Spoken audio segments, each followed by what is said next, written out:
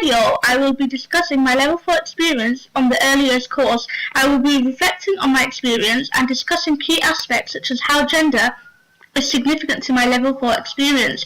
I will also be considering ways in which my experience outside university is influenced. A comfort zone is a beautiful place, but nothing ever grows there.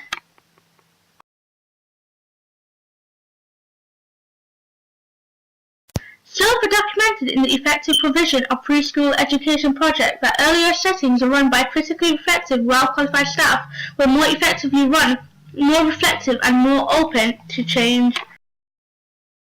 Similar to my university experience, I am the one with the vision, the ability to judge how higher I can take my academic prowess. With this ability, I am able to be responsive and creative in my studies. My teacher is there to take my hand and guide me through training, which will give me a better understanding, develop my confidence and encourage my reflection upon events, critical incidents and experience. It is about looking for learning points within the reflection, about attempting to further my understanding and identifying my developmental needs in the near future.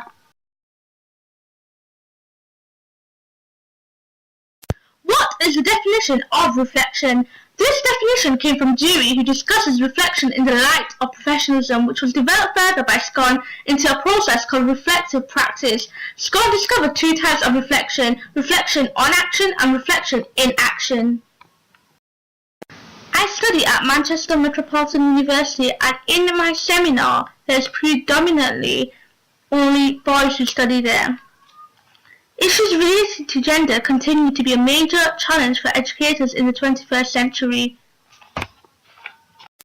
In early years, we are taught that adults help children to learn. The more we are aware of our practices, like what we do and why we do it impacts on children and their learning, the more we reflect and learn and develop our practice, the more effective it will be. This is developing our pedagogy.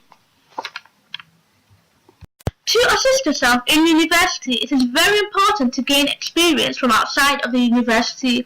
As I had to attend placements during the year, I had to be confident and help out at the nursery as much as possible. I was fortunate enough to gain some experience whilst working in nurseries during school and college. Also, I was learning about looking after young children throughout my course. I gained some insight on them whilst working as a babysitter, and this helped me very much so. After seminars or tutorials, me and my friends formed a study group to gain some new ideas and get academic help.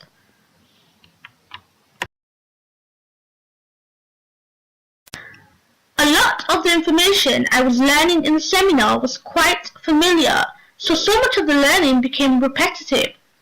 Luckily, the presentations are always on the internet.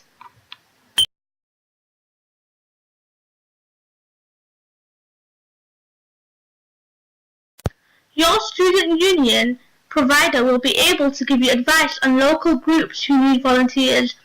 This is a great way to meet new people and to do something worthwhile. Also, it helps to build your skills and enhance the CV. Issues pertaining to gender continue to be a major challenge for education in the 21st century. Being a woman and choosing early years education is a relatively easy decision in comparison to boys, as our inherent qualities draws us closer to the more caring-like jobs. An article by Rachel Baker on childcare is not just a woman's job suggests that to get more men to work in the childcare industry, the Preschool Alliance believes that career advisors need to promote childcare as a profession for both boys and for girls. I have learned various different aspects in my early years and childhood studies course. I have learned to up my academic knowledge, the importance of attendance, and how experience supports my learning. As a result of what I have learned so far, I will make sure to use my academic knowledge in Level 5. Also, I have learned to do a lot of reading in order for me to expand my knowledge and gain higher marks.